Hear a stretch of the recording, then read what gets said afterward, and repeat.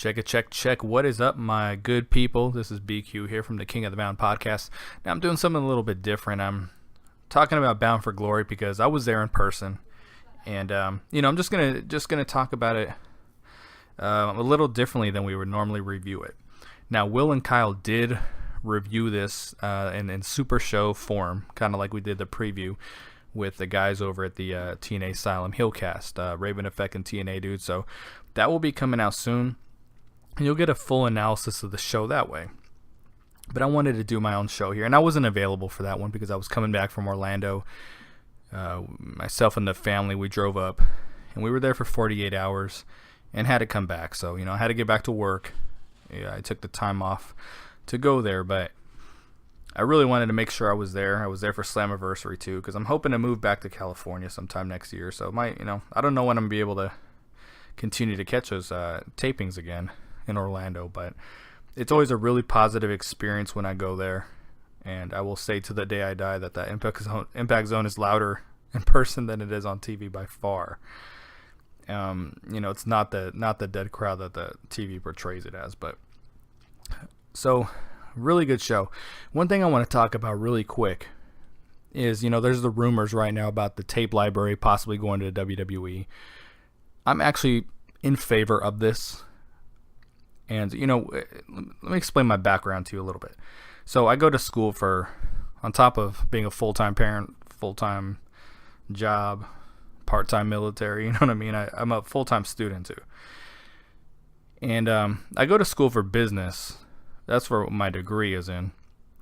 But my certificate program, which I'll have next year, is in marketing. And I love marketing. I understand marketing. I study it in my spare time. That's how much I'm passionate for marketing. And as I've said on the show a couple times, I know you guys don't hear it in my speaking voice, but I was a hip-hop artist for 21 years. Half of that time was me trying to find myself, and about half the time I saw some success in it. But it came through understanding marketing and branding.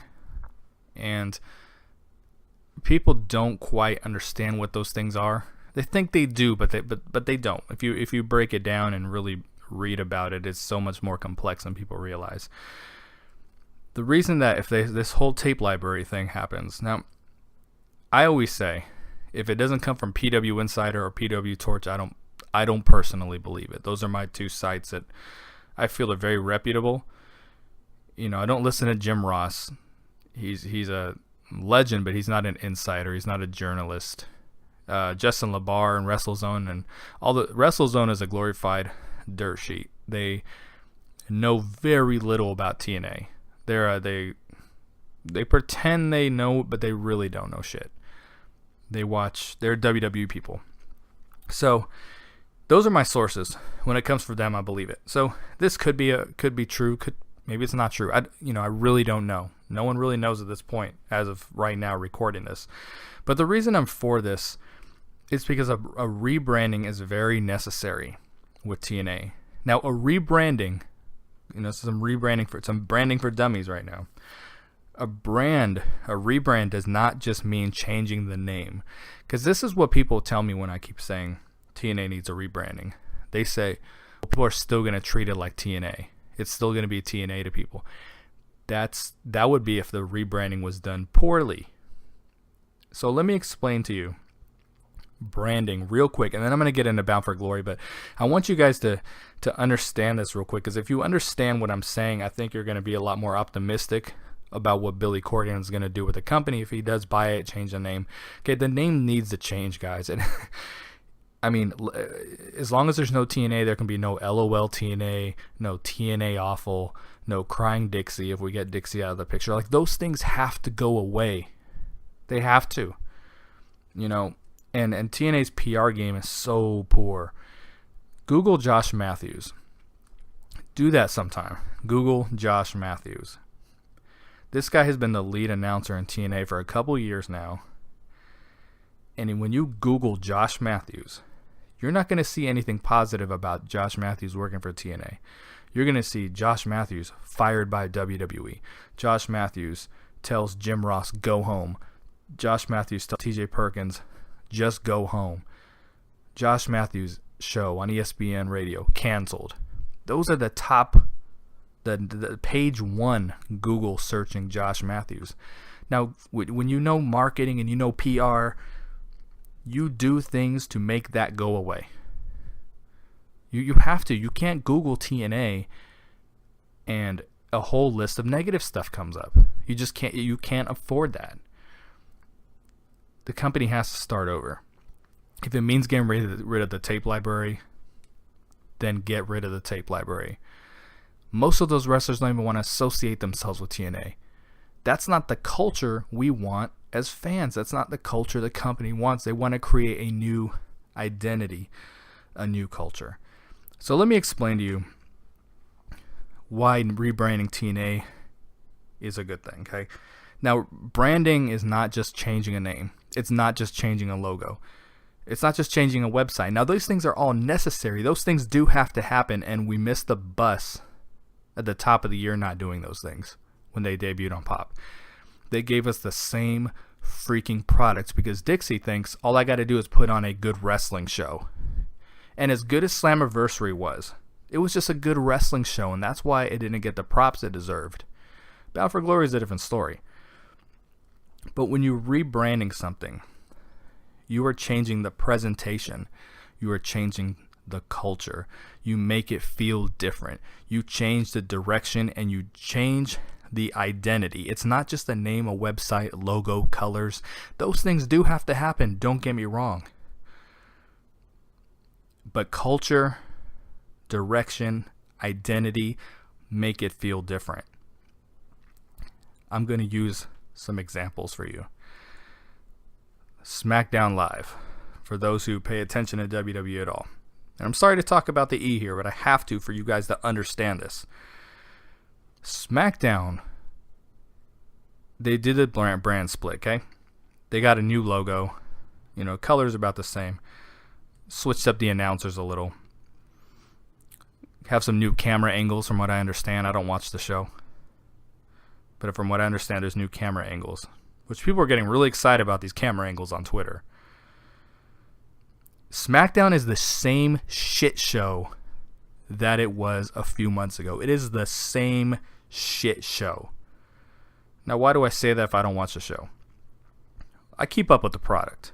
I do it through podcasts and websites, and I feel like I still got a good feel of the show. I really do, even though I don't really watch it. They split the rosters in half, which is the worst thing they could have done in my opinion. But they were able to sell people on that being a good thing. It is the same shit show. All they did was polish a turd. And I might piss some of you guys off if you really like the product. I'm sorry. It's my opinion, okay, guys? Don't shoot me. It's just my opinion. But to me, they polished a turd. They got a great play-by-play guy. The rest of the announce team is horrendous. But the show has a different look and a different feel. Have you heard or seen one person on Twitter or social media relate this SmackDown Live product to the old SmackDown from a couple months ago? You don't even remember that freaking show existed. They added this Talking Smack thing after. This is all rebranding. Okay? They didn't change the name. But it's an example of making the show feel so different that you forget how the pre-tape show that they had before, or them jumping around to Fridays, Thursdays, Fridays. You forget all about that. No one talks about that right now because they've done such a good job of rebranding that product. They're selling people, now get this, they're selling people on the return of Kurt Hawkins. Kurt freaking Hawkins is a jobber. I don't want to disrespect the guy. He's a jobber. He was a jobber when he left, and he's going to be a jobber when he comes back. He's going to be on Superstars or whatever that show is 30 days after he debuts on the show. But they have people so excited for it because they are presenting him in a different light. They're presenting the show in such a different light that the people are excited for whatever they do. They have people excited right now for Nikki Bella versus Carmella at the pay-per-view. What the hell kind of match is that to get for a pay-per-view to get excited about? But people are excited about it because they're buying into the SmackDown rebranding. Now you can't they didn't rebrand Raw the same way. And that's why, you know, to a lot of people it feels it's the same show. But they're both the same show. They're both the same shit show. They're just presented in a different light, and people give it a new they just look at it differently. Here is a even better example. Now again, this is rebranding, okay? When people say, "Oh, if they change the name of the company, they're still going to relate it to TNA." No. NXT, okay? NXT has gone through 3, actually more than that, like 4 incarnations. All right. When I say the letters NXT right now to you, what do you think of? This is branding, and marketing can be tied into word association, or the first thing that comes to your mind. Okay, that's the easiest way to know if you have a good marketing or branding. Because if you think TNA, people think negative. The first thing that pops in their head, okay? So NXT. What do you think? Bobby Roode, Samoa Joe, Shinsuke Nakamura, Ty Dillinger, great tag team wrestling, great wrestling, Triple H. These are all things that just pop into mind. Takeover, great pay-per-views. Okay? When I say the letters NXT, how many of you thought Neville, Tyler Breeze, The Ascension? How many of you thought about that? 0. Okay? Now, when I say NXT, how many of you thought about that NXT revival show, or whatever they called it, where it was built around Darren Young and Titus O'Neil and a bunch of failed wrestlers? How many thought about that? None of you, right? When I say NXT to you, how many of you thought about the game show, reality show NXT with the wheelbarrows and the races and the stand-up comedy jokes and the contests and the veteran mixed with a rookie? How many of you thought about that? None of you. I can promise you, when I say the words NXT, when you say the words NXT to someone, they are thinking about the current product. They're not thinking about all that stuff because they have branded the show and presented it differently. That's how powerful it is when you understand how to rebrand something. You get people to buy into the new movement, and you don't even connect the dots to what it used to be. Right now, you talk about TNA, people are, what do you think when you think TNA? Oh, the company AJ Styles left. Jeff Jarrett. You know, they start bringing up irrelevant shit that's not even come to play anymore. Instead of the new improved product. They have to change the game. They have to change the name if they want to change the game. Here's an example for you sports fans. I've said on the podcast a few times I'm an LA Clippers fan. This is a good example because just like TNA has always kind of lived in the shadow of WWE, my Clippers have always lived in the shadow of the Lakers.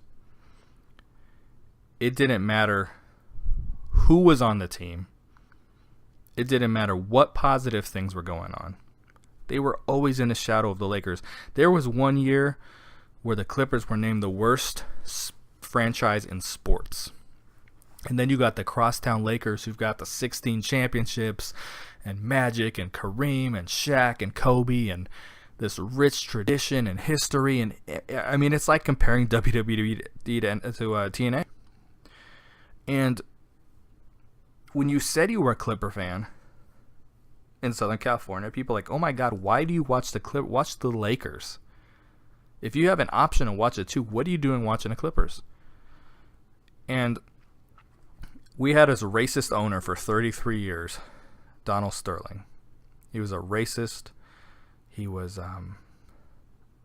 this dude was one of the lowest life forms. Piece of shit. And he created this negative light over the franchise that was just not going to go away until he sold the team. It didn't matter who we brought in. It didn't matter if we had the first pick, the second pick in the draft. It didn't matter who we had. We were still the shitty Clippers. It just didn't matter. When I became a Clipper fan as a teenager, there were nights where we only had 5,000 people in the crowd. Now, in the NBA, if you have 10 or 11,000 people in the crowd, it's considered an empty house. We had 5,000 people, 4,000 people in the crowds, in the audience, because we always had to compete against the Lakers, and it just wasn't happening. We didn't, our logo looked like the Laker logo. We didn't establish ourselves as different. We were just a knockoff, and we sucked. But we always had this owner that no matter what, didn't matter who we had on the team, it wasn't going away. So finally, the whole racist thing came out, and the league suspended him for life. And Steve Ballmer, the old owner of Microsoft, or founder, I guess, of it, he purchased the team. Now, at first, they were like, oh, it's still the Clippers, still Clippers. Steve Ballmer came in. He changed the culture. He changed the logo. He changed the jerseys. He gave the team a mascot. What would happen if professional wrestling had a mascot running around? Wouldn't that be different? He changed everything about the team. The culture changed. The presentation was different. Now, the Lakers and Clippers both play in the Staples Center, and even though you go there and the seats are purple, well, that's more because of the LA Kings, but it looks like a Laker arena. There's Laker statues out in front, and it's like we're just tenants. We're the co-tenants. But the Clippers draw more fans than the Lakers now. Now, no matter what they do, they're never going to have the rich tradition that the Lakers have. But the Lakers, where they are failing right now, is that they're the same fucking team. The same, no, let me change that.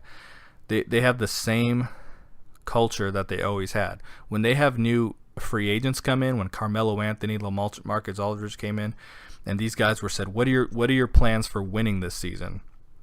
They say, well, we have 16 championships. Shit that happened years ago. Oh, well, Magic Johnson played for us. And these new free agents didn't want to go there because they said these guys have no clue about the future of the game and the future of how to build a team.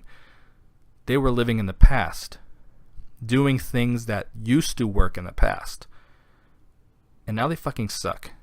And the Clippers are the much better team. And the youth right now is growing up with the Clippers. They're not growing up with the Lakers. They don't care about the old tradition because the teenagers now, those championships were so long ago, they're falling in love with this current team. And now the Clippers are, it's always going to be a Laker town in LA, but the younger generation falls in love with the Clippers. And I know I'm going off a lot about basketball here, but I'm trying to paint a picture for you guys. Rebranding changes the culture. It changes the identity. No one talks about the old Clippers anymore now. Nobody. It took a while to get away from that, but nobody talks about that anymore. That's why this is so important for TNA. You can't go forward with Dixie. You can't go forward with the TNA name, the TNA logo, the same look. And Billy Corgan will clean house. Trust me. He will move Josh Matthews off commentary if he thinks he needs to move him off commentary, okay? It's not just, if we lose the library, we lose the fucking library. We need to get away from that old culture that we had with TNA. Bound for Glory, guys. I was in the house. This place was packed. They hit a capacity about 1,100. And fortunately, I had reserved seats. Usually, if I set it up ahead of time, we have some special considerations with our family. So they reserve some seats for us on the non-camera side.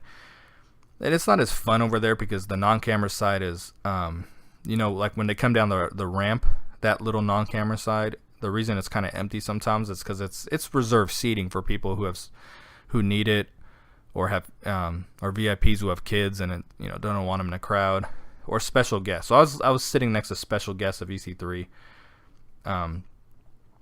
I met Staria. I don't even know if that's her correct name, but the one who did the music for Marche Rocket and for the Bromans, and she did Jesse Goddard's old theme, and she did Aaron Rex's theme. I think there might be one more. Met her. She was awesome. Robert Irvine was back there. My fiance got a picture with him. And, dude, this place was electric. It really, truly was. I wish everyone could experience how it felt. Slammiversary was different. It was a little quiet in there because that was the day of the Orlando nightclub shootings, and then the day before that singer Christina got shot. I mean, the vibe in Orlando was just down at the time, so I can kind of understand. But this, oh man, this was so different. First we had an explosion match, and it's funny because explosion is always done first and last, so it's done before the crowd is fully there and when the crowd is kind of leaving. So that's why the arenas are always so empty for them. It's funny, they're going to have this one explosion match with this packed Bound for Glory crowd. So funny. So we got Jade and Sienna to kick it off. It was a good kickoff show between two great workers. Before this match, so not to spoil something here, but you guys are going to figure it out soon. Whenever the Knockouts wrestle now, Madison Rayne is on commentary. So you remember how like Christy Hemme used to like announce the Knockouts or whatever? Like now Madison Rayne is on commentary for the Knockouts. Because remember, she does creative for the Knockouts. So I like that touch a lot. I can't wait to hear it instead of just watching her walk down. So Madison Rayne came down for this. Crowd goes nuts. Josh Matthews comes out. When Pope comes down, crowd goes nuts. He came down to New Kids on the Block. It was funny. Josh Matthews comes down. The crowd is yelling, delete, delete, delete. This is JB's fault because when JB was hyping up the crowd beforehand, which he does a great job of this in between matches, he tried to get the crowd hyped for Josh Matthews, which was not smart. So the crowd started booing, and they were chanting delete. And JB even said, "Are you chanting delete for Josh Matthews?" And yeah. So this is now going to be the new hot thing for Josh coming out, unfortunately. So he comes out to delete chants. Feel kind of bad. This is, previously when I've been in the Impact Zone, he's got booed when he comes out, and the Pope always gets cheered. Before I get into the matches, Gail Kim had her Hall of Fame induction, and a lot of people like to make fun of the Hall of Fame. TNA doesn't need a Hall of Fame. Like, TNA's, going out of business. TNA's dying. They're sinking shit. All this stupid shit people say. Here's the deal. It don't matter if it's freaking McDonald's, if it's Home Depot. It doesn't matter if it's Bob's Burgers. Every company has the right to recognize excellence. And if they want to do a Hall of Fame, that's their freaking business. The company's been around 15 years now, whatever. It's not like they've been around 3 years. They've been around. You should always have the ability to recognize excellence within your company. And if it is important to TNA, then it is important to the wrestlers and important to the fans. This was really moving. The crowd wasn't expecting Christy Hemme to come out. Taryn Terrell came out after that. People weren't expecting that either. I think on Twitter, Dixie had announced that some old knockouts were showing up. And people were worried it was like Velvet Sky. And at first when I saw her, I thought I was like, damn, she put on a lot of weight, Taryn Terrell. But it's because she was pregnant. Awesome Kong came after that, who had slimmed. I don't want to say she looked good because she don't look good, but she slimmed down considerably. The crowd went nuts for Kong. I think they were chanting "Bring back Kong" or something along those lines. The crowd went nuts for Kong. They liked the other girls coming out, but they really went nuts. And I'm glad that they did this to where they didn't make it all about them. When the girls spoke, it was just very brief. The WWE does a great job with their Hall of Fame, but sometimes the presenters go on way too long, especially Ric Flair this past year for Sting. They didn't make it about them. They just said kind words and they moved on. It was more of a "this is your life." If you guys old enough to remember that. Gail came out. Gail was very passionate. You could see it in her eyes. And the place went crazy for Gail Kim. We joke about Gail Kim on the podcast. Other podcasts talk about, it's always about Gail Kim. When you were there, it felt so special to where you're like, you're glad it's been about Gail Kim. Because Gail Kim left WWE and came to TNA and has gone on record to say she would never go back there. She's gone on record to say the happiest she's ever been is working for TNA. That makes me feel good, and should make you guys feel good. She's given a lot to this company, and I know sometimes it gets old where we see her in the main event picture. I've gotten upset about it before. But man, it felt so special when she came out, and with her husband out there. Man, I wish you guys were there. I truly do. The X Division had a match with DJZ and Trevor Lee. This was kind of a snafu in the way it came together. I think they were initially going to do the same four-way from Slammiversary before the Galloway injury. They didn't even announce this on Impact. They didn't build towards it, nothing. Random X Division match. But it was a good one-on-one X Division match because we haven't been getting those.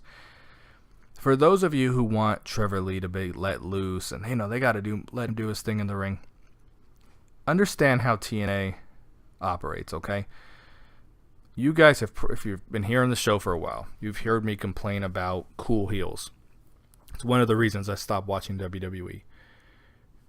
I used to be a real big Kevin Owens fan, but I liked him because I liked him as a heel. You know what I mean? I didn't like him because I was going to go to the arena and cheer for him. But now he comes out, he gets a louder pop than the babyface, and then all the heels are getting cheered, and it's about being cool, and it's not about being a heel. Now, part of being a heel is working like a heel. Trevor Lee can do some crazy things in the ring, but he cannot do those things if he wants to be a heel.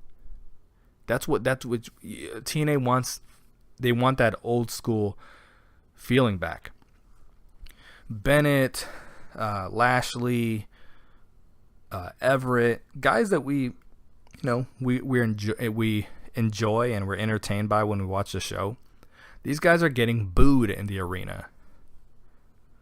I like those guys, but when I'm watching wrestling, I'm booing these guys. When I'm watching TNA, when I'm there, because that's the atmosphere in there, is that you boo the bad guys and cheer the good guys. It's not the other way around, like WWE has allowed it to be. TNA is not allowing that to happen. So Trevor Lee is going to work like a heel. That's just the bottom line. Bennett is going to work like a heel. Bennett can do a lot of things too. But if he's doing moonsaults and springboards, and it's okay to do it every once in a while. I think he did one on Moose at the pay-per-view. You can do that stuff every once in a while, but it can't be constant. This was a really good X Division one-on-one match. DJZ looked great. It's the best one-on-one X Division match with you. I really liked the Eddie and DJZ one the other night on Impact, but this was one of the best ones we've seen in a while. It was very, very entertained. The Bound for Gold match, I like this a lot more than last year's, because last year's felt... what I don't like is that it's so many mid-carders, though. But last year's was like, it just felt like people just kept coming down, and you're kind of like, when is this over? Who's the last person? It's like this time we knew there was 10 people. We knew who was the last person when it came down.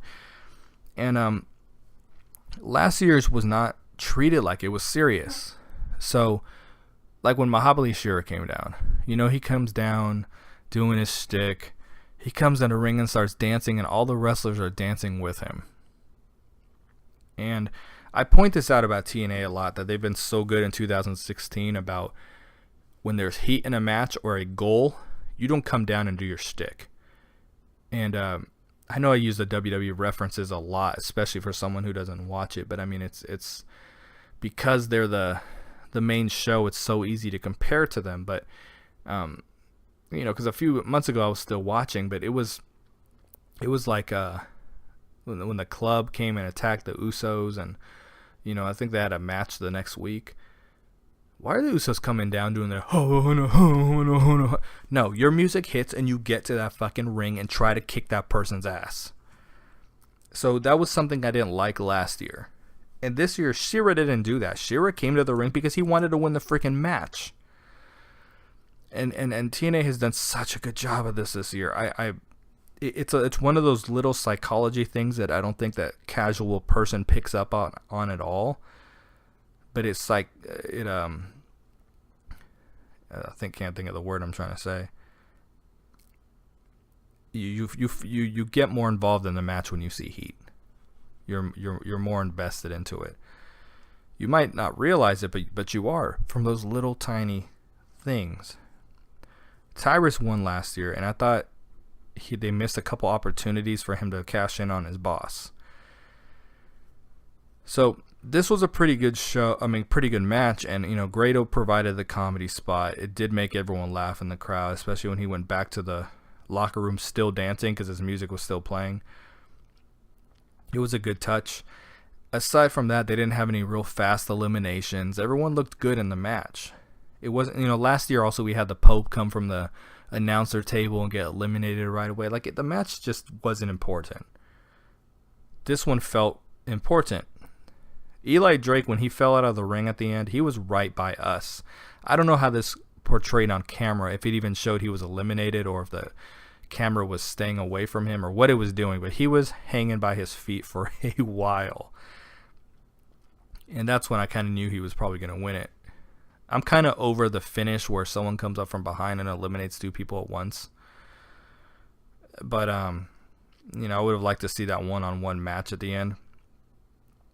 I think that would have put him over more, but the right guy won it. And I don't know when I'm releasing this to you, and I'm not going to release any spoilers to you, but he, from what I saw briefly at the tapings, it's a little more serious with him. He's going to let us know every time he has it. And I talk about the rebranding and everything. You guys are going to see with the fact of life that it's presented differently now. And because they've been following a lot of WWE methods about the in-ring talk shows and you can't make it feel like a knockoff WWE. So they're changing it a little bit, and it's more effective this way. It reminds me of some 80s stuff, for those of you who know what I'm talking about. But Eli Drake won, and it was the right call. The Grand Championship, I want to talk about this. I'm a supporter of the Grand Championship. I really am. I'm always the supporter of something different. And I used the example, if you give a kid a coloring book, every image can be different, but if you only give them a red and green crayon and everything they paint, they color is red and green, it doesn't matter what the pictures look like, everything looks the same. So you can't just give people a wrestling show all the time. You have to do something different. I think the Grand Championship works on a heel, and I think it works on a wrestling heel. That's why Drew Galloway to me would have been a perfect guy. I like both these wrestlers. The crowd liked both these wrestlers. The crowd didn't know who to cheer for. So the crowd wasn't invested into this match. The match was way too freaking long because they did 5-minute rounds. Way too long. I saw a lot of people, and influential people, complaining about this on Twitter. Way too long. Way too slow. And when I just say slow, just because it was too long, it just felt slow. And the crowd, again, they didn't really know who to cheer for. I was kind of clapping for both because I was like, I kind of want them both to win. Even though I kind of wanted Eddie to win. But I was happy either way, I guess. And it was too long. Here's something you guys got to understand. A lot of people are like, these 9-minute matches, that doesn't work. I know we don't display the time of matches very often. Matches are usually 8 or 9 minutes long. They're not like 20-minute matches. This time we got like a 20-minute match. It was way too freaking long. The crowd wasn't into it. Just for that reason. So this was the weak part of the show. Eddie, you guys, I really want to know your guys' opinions. I thought Eddie won the 3rd round. And one snafu I heard they showed on TV was even when Aaron Rex won a round or something, it showed Eddie did, or it was something like that. So they messed it up on TV. The lights went out for this one. I don't know what that was about.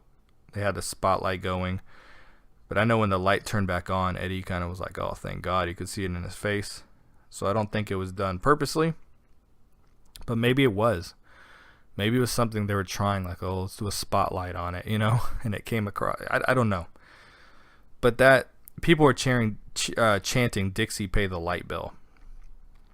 So that wasn't a good look on a pay-per-view. By the way, when Dixie came out during the Hall of Fame, you guys probably caught it on TV. The crowd was yelling delete at her. Delete, delete, delete. Anyway, I thought Eddie won this. I think Eddie should have won it because you want a wrestling champion, and that's not really Rex.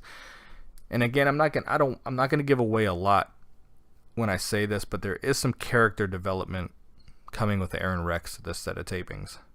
So, and I think that was necessary because he was a little boring, and people are saying he looks like he doesn't want to be there. That was all over Twitter, and I think he does. I think he's just trying to discover himself. He doesn't want to be the comedy guy. He wants to go out there and compete, so he's looking really serious and maybe doesn't look engaged. But there's some development on this set of tapings that will hopefully help him and help this championship. I saw a couple additional defenses by him on the tapings, and this format is taking the crowd out of it. They have to find a way to get the crowd into it, because I think it's because with this format they can't do a bunch of high spots. I mean, not high spots, but like high impact moves. It's a lot of chain wrestling and quick moves. And I think that's where it's not telling a story that people are super engaged in. Bennett and Moose was a really good match. The crowd is so into Moose, man. People, they love him. Bennett got a lot of heat too. I think Bennett's the best heel in wrestling. I really do. Him and Lashley. We're fortunate to have him on our team. And Moose ended up winning this thing. I thought Bennett was going to win. But before this match was this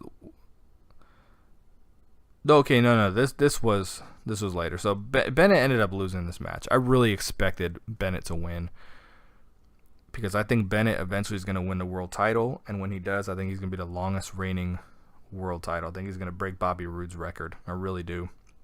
You're hearing it here first. I'm going to talk about the final battle here in a second, or the Great War, whatever the heck. I'm sorry, it's slipping my mind at the moment. I think I wrote it wrong here, so now it's confusing me. But the women match between Gail and Maria, this was more about storytelling and a culmination of a story. This wasn't a good match, but Maria showed a couple moves like she knows what she's doing. And she did wrestle on the tapings, and she's a little better than I expected she was. But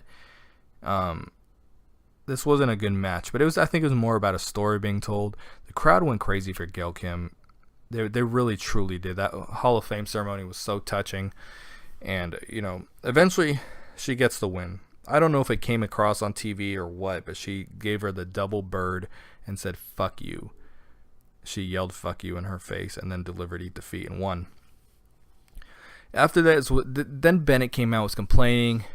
And at this point, I think the crowd kind of forgot Cody was showing up. And then it hit everyone. Oh my God, here it is. You know what I mean? Everyone knew it was coming. I'm sure you did at home too. And he came out.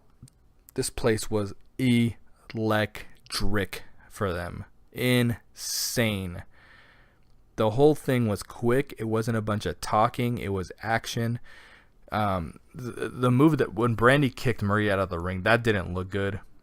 I saw on TV they were able to they changed the camera angle so it looked a little better, but in person that was actually really painful to watch. But Cody did the disaster kick and everything, dude. Amazing segment, and he gets the crowd so fired up.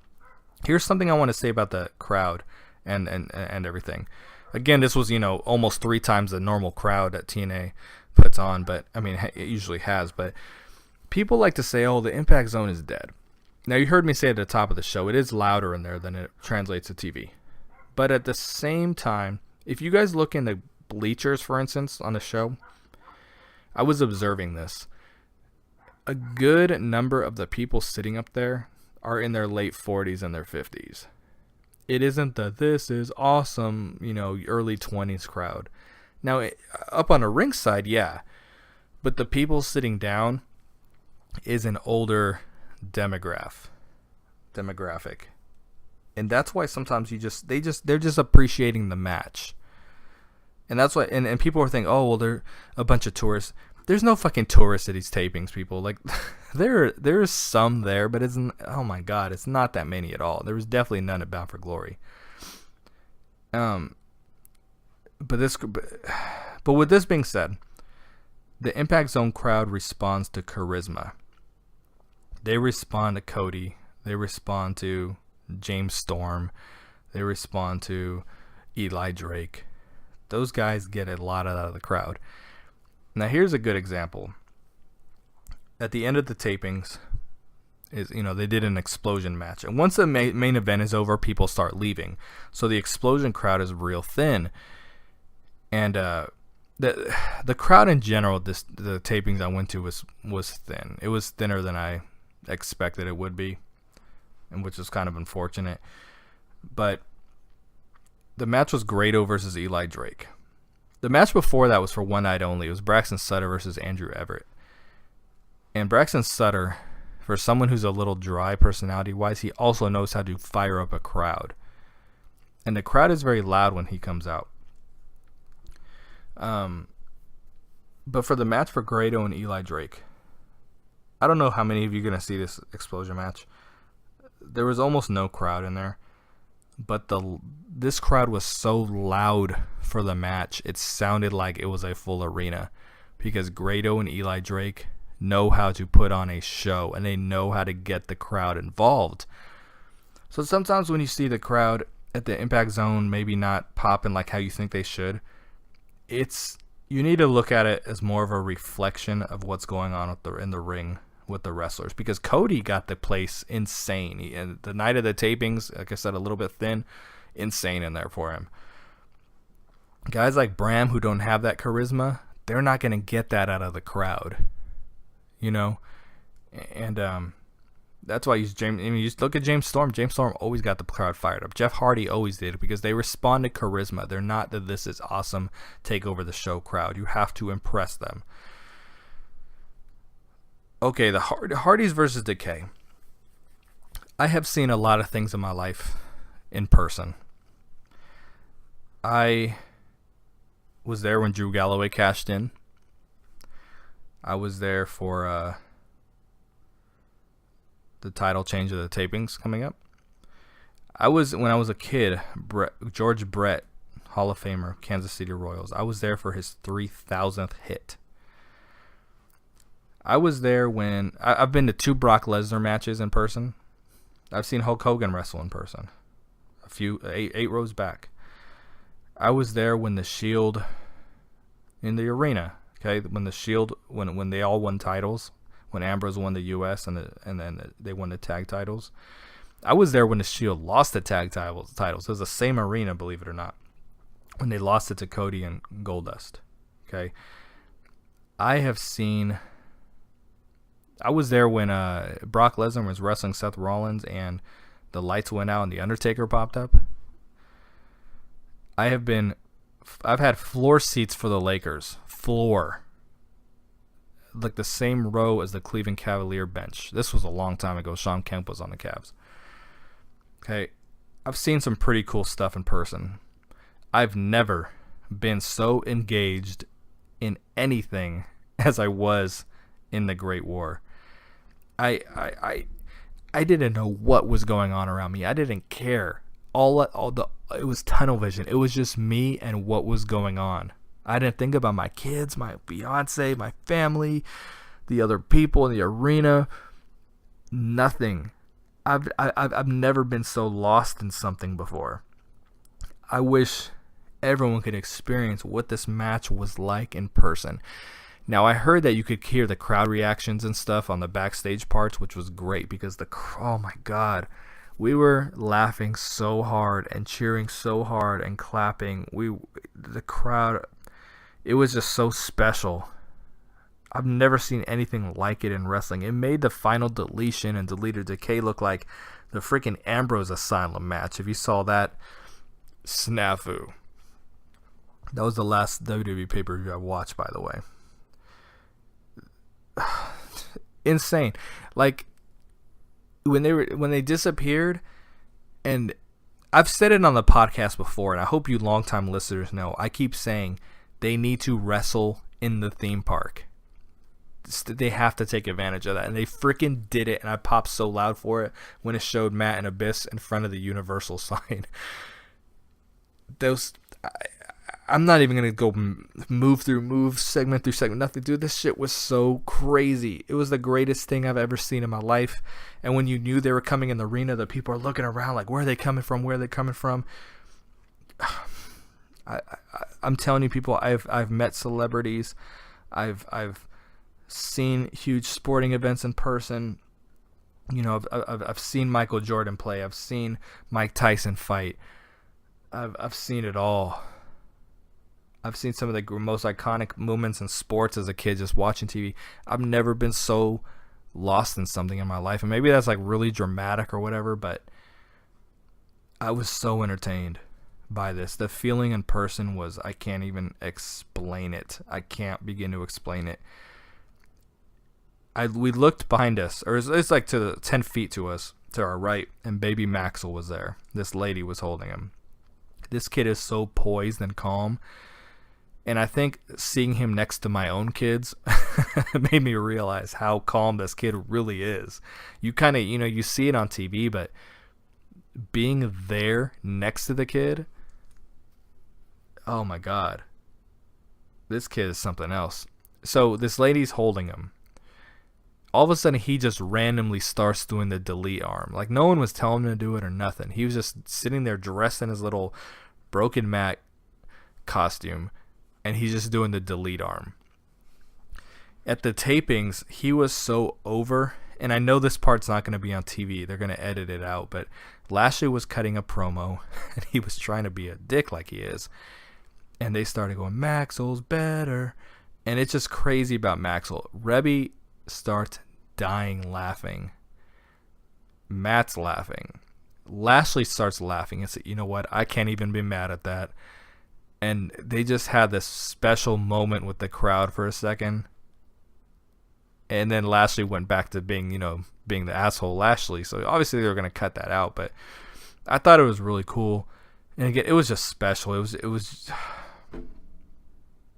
you can't get this at other wrestling shows. These people care about their fans so much, and you can feel it. But this final war, the way it ended, Rosemary going through the table, it was just, this shit was perfect. I'll never forget this. I'll never forget that moment being there. It made everything worth it going there for that match. So Lashley and EC3, the crowd was taken out of it a little bit after Cody and the Great War and everything. So the crowd was tamed a little bit for this match, but this was a phenomenal match. I saw the video online about that last spear, because for my angle, I was behind it, like where Lashley was diving towards me, so to speak. And I didn't get the same feel as you're looking at it from the side. What an amazing move. People were joking online, that's the next Roman Reigns spot. He's gonna steal that. But this match was great. Watching it in person was this was brutal. Like, EC3 was getting hit hard. And it was crazy to see EC3 get pinned right after tapping out to Lashley or getting choked out. There's some character progression coming with EC3 too, it seems like.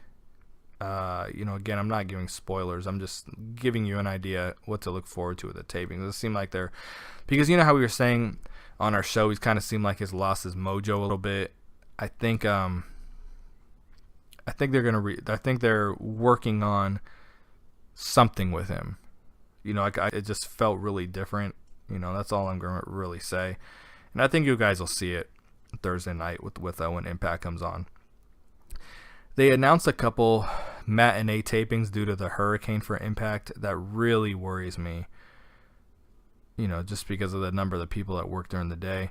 If you want to know what a crowd looks like during the day, if you watch Knockouts Knockdown, which was obviously a very thin crowd, and that is one I actually did think out of a lot of tourists, that was done at 1 p.m. They're doing 2 matinee show for Impact. So I think one is Saturday, fortunately, but this worries me a lot because we never want the crowd to look bad on TV. The cameras do a good job of making it, of not capturing the empty parts and making it look like there's more people than are there. They do a great job of that, but sometimes you can't hide it if the crowd is too thin. And again, the shows I went to, the crowd was a little thin, but they were loud, so it's, it works. But guys, this experience for Bound for Glory, I drove 7 hours with my family, and this was freaking phenomenal. If you can somehow make it out to TNA tapings and everything, I mean, there's so much fun. The crowd gets a little fatigued, though. When you're there for several days, you got to give the crowd, some slack, because there is some fatigue. When I was there for the taping Monday, by hour 3, we started, it was when the Impact was over and they were kind of starting to do some stuff for the next Impact. The people were taken out of it a little bit. I mean, it'll do that to you. Because 3 hours is a long time to be hype. So the pay-per-view was great. If anyone tells you it wasn't, they're hating on purpose. They're flat out hating on purpose. This was great. This was one of the best wrestling pay-per-views of the year. Doesn't matter what company. So yeah, great stuff. If there's any questions you guys got about Bound for Glory, my experience there. The first night we met Eddie Edwards and DJ Z afterwards. I didn't tell DJ Z who I was, that we interviewed him on the show, because I didn't think the interview came out good, and the Robbie E experience didn't end on good terms. So I didn't say who I was. I wore the Eddie Edwards Alzheimer's shirt, so he was really appreciative of that, and that made me feel good. And he shook my hands a couple times for it, and that was badass. And then the next night we had a picture with Gail Kim, and that was awesome because you don't get Gail Kim on a regular basis there. You don't get her at all. And to converse with her and a little bit and have that picture and her be nice to my kids, like, oh, I'm a new fan of Gail Kim more than I was, and my son is a huge fan of her now just because she was so nice to him. But that was awesome. But yeah, I had to head home. I wish I could have stayed the whole week. I bought the VIP for a couple nights, but it's worth it. I want TNA to have my money.